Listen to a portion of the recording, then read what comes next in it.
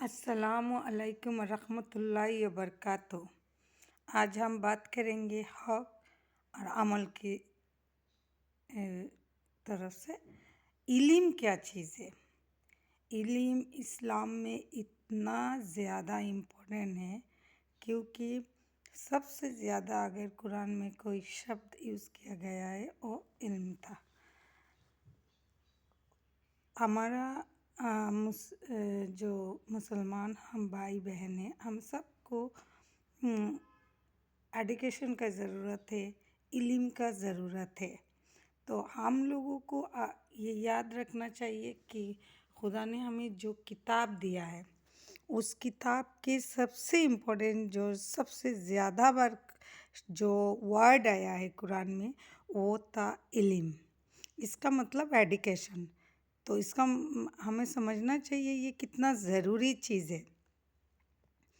तो हमारे नबी जी इरशाद फरमा रहे हैं कि कोई भी दीनी इल्म मतलब कोई भी लड़का हो लड़की है, उसको दीन की और दुनिया के दोनों का इल्म लेना चाहिए, उनका ऊपर फ़र्ज़ कर दिया।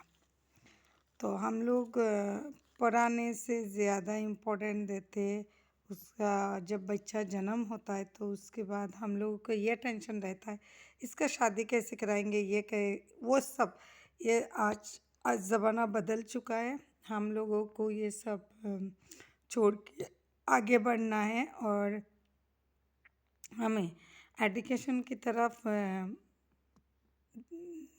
आगे बढ़ना है, क्योंकि अगर आपका इल्म ही नहीं रहेगा तो आप क्या लेकर खड़ा होंगे।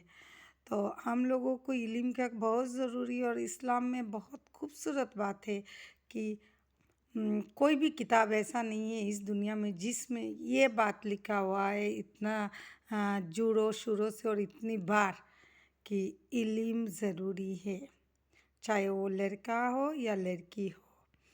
उसको दीन और दुनिया आखिरात के लिए, दिन और दुनिया दोनों के लिए उसका ऊपर एजुकेशन इल्म ज़रूरी है। तो इसका मतलब है इस्लाम वो बोल रहा है इस्लाम में जो भी है हम मुसलमान लोगों को, वो हर मुसलमानों को चाहे वो लड़का हो लड़की हो, उसको पढ़ना चाहिए, अपने दीन के बारे में जानना चाहिए, अपने दुनिया के बारे में जानना चाहिए और खुद ऐसे मकान पे खड़े हो जाओ कि कोई बात करने से पहले 2 बार सोचे। क्योंकि आज हमारा मुस्लिम की जो हालत है वो देख कर ऐसे लग रहा है कोई कुछ करने से पहले सोचता नहीं है। तो ऐसे बन जाओ कि कोई कुछ कहने से पहले आपको उसको सोचना पड़े। तो कहते देखिए कुरान मजीद है जो, वो इतना बड़ा किताब है, इतना मतलब क्या बोलूँ मैं, नियामत भरा हुआ किताब है। इस किताब के बारे में आप जितना ही कहेंगे कम है। खुदा ने इरशाद किया है कि हे पैगंबर, हमने आपको आखिरी नबी बनाया और हमने आखिरी किताब बनाया। तो सोचिए ज़रा, आखिरी किताब बनाया कुरान, तो सोचिए ज़रा नबी के बाद और कोई नबी नहीं आएंगे, कुरान के बाद और कोई किताब नहीं आएंगे। तो खुदा अपने बंदा से कितना प्यार करता है, वो अपनी झोली से आखिर तक का हर सामान बंदा के लिए दुनिया भेज दिया। तो हम उनके लिए क्या कर रहे हैं? कभी आप सोचिएगा अकेला बैठ कर कि खुदा ने उनका आखिरी नबी, आखिरी किताब सब हम बंदे के लिए इस दुनिया में भेजे हैं। हमने उनके लिए क्या कर रहे, क्या नहीं कर रहे, सोचना चाहिए, क्योंकि सोचने के वक्त आ गया है। और सोचेंगे तो जवाब मिलेगा, और जवाब मिलेगा तो जवाब में काम करेंगे। जिनको जो जवाब मिलता है वो उसी चीज़ को अपने गलती और अपनी भूल समझ कर उसी वक्त अस्तगफिरुल्लाह पढ़ कर और नए शुरुआत शुरू कर देना। जिस दिन ही आप नए से शुरू होंगे, मैं नहीं चाहती हूँ हम लोग कोई मुसलमान भाई बहन ऐसे रहे कि लोग हमें नफ़रत के देखिए कुछ काम नहीं आएगा तो कम से कम हुनर तो काम ही आ जाता है। कोई आपका कलर से पसंद नहीं, कोई आपका रंग से पसंद नहीं, कोई आपका कपड़ों से पसंद नहीं। हुनर को तो छुपा नहीं सकोगे। हुनर तो कोई मिट्टी के नीचे रहने वाला चीज़ नहीं है। आज इस देश को मुसलमानों से नफ़रत है और अगर आँख खुल के चारों ओर देखेंगे तो इस देश को जो चीज़ सम्मानी बनाती है, गौरव देती है, वो सारा चीज़ ही मुसलमानों का है। यहाँ तक बाबर से लेकर अब्दुल कलाम तक आप आएंगे तो आप देखेंगे सारा ही चीज़ मुसलमान का दिया हुआ। और आज इस देश की कुछ लोगों को अपने गद्दी के कारण मुसलमान पसंद नहीं है। नफ़रत होता है उनको देख कर, बदबू आती है उनसे। कितनी जलवा कर रहे हैं लोग हमारे साथ, ये बर्दाश्त करने का वक्त है। ये मतलब सब्र करने का वक्त है। और मुसलमानों का ऊपर हमेशा से कहर आया है, आ गया और चला भी जाएगा, क्योंकि ये खुदा ने कहा है क़यामत का पहले हमारा साथ क्या होगा क्या नहीं। और हम जानते हैं, इसीलिए हम बोलते हैं हमें डराओ मत, हमें धमकाओ मत। हमें अपना काल पता है, हमारा खुदा ने हमारा काल निर्णय करके दे दिया। तो मैं कहूँगी कुरान को पढ़िए ज़्यादा से ज़्यादा करके, अपने बच्चों को इल्म दीजिए। हुजूर ने कहा है, हज़रत मोहम्मद अलैहिस्सलाम ने वो कह रहे हैं, अगर आप खुदा के साथ बात करना चाहते हैं, अगर कभी आपका मन करता है मैं अल्लाह से बात करूँगा या करूँगी, मैं अल्लाह का साथ बैठूँगी, तो इसके लिए सबसे अच्छा और सबसे मतलब वो खुद फरमा रहे हैं, आप कुरान पढ़ लीजिए। आप कुरान का पाठ कीजिए, आप कुरान का, तो आपको अल्लाह का साथ बात करना हो जाएगा। तो नमाज़ पढ़ लीजिए। नमाज के नमाज में जब बैठे होते हैं, अल्लाह सामने होते हैं, ऐसे भी अल्लाह पास रहते। तो जब हमें कुछ कहना है, कुछ मांगना है, तो हमारे अल्लाह हमारे पास ही रहते हैं। और सबसे बड़ी बात क्या है पता है, हम लोगों का सबसे आलस आता है नमाज़ पढ़ने में ही। नमाज कुरान तिलावत करते वक्त हम लोगों का दुनिया का सारा काम याद आ जाता है। सारा मसला हम लोगों का यहीं पर आकर ख़त्म हो जाता है, हमें टाइम नहीं मिलता है। कितना बदनसीब है हम, सोचिए ज़रा। जब हमारा नबी अलैहिस्सलाम कह रहे हैं, जब आपको अपना अल्लाह से बात करना है, उनसे मुलाकात करना है, तो आप कुरान तिलावत कुरान पढ़िए, आप नमाज़ पढ़िए। आराम हो ये नमाज इतना जल्दी जल्दी जैसे लगता है पहाड़ जैसा कोई काम हमारे सामने रह गया और उसको निपटना है, और उसको निपट कर ही जल्दी जल्दी उठ के दूसरा चीज़ में लग जाना। तो मैं चाहूँगी आप लोग जब भी नमाज़ पढ़े, जब भी कुरान पढ़े, एक ऐसा वक्त चुनिए जब आप शांत हो, आपका मन शांत हो, आपका पास टाइम हो, कोई जल्दबाजी नहीं, शांति से बैठिए, नमाज़ पढ़िए, कुरान पढ़िए, खुदा के साथ बात कीजिए। ज़रूरी नहीं हर चीज़ अरबी में कहना। अरबी लैंग्वेज से हमारा सारे किताब लिखा हुआ है, हमारा कुरान लिखा हुआ है। लेकिन अगर हम खुदा से बात कर रहे तो हमें अरबी नहीं आता है, हमें अपना मदर टंग आता है, कोई भी हो, तमिल हो, तेलुगु हो, मराठी हो, बांग्ला हो, हिंदी हो, गुजराती हो, कोई भी हो, हमें अपना लैंग्वेज आता है।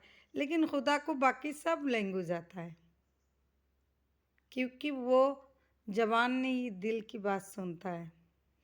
तो आप दिल से बोलिए, दिल से गुनाह का माफ़ी मांगिए, और जब भी कुरान को सामने लेकर बैठे या नमाज़ पढ़ने बैठे तो कोशिश कीजिए ज़्यादा टाइम आपका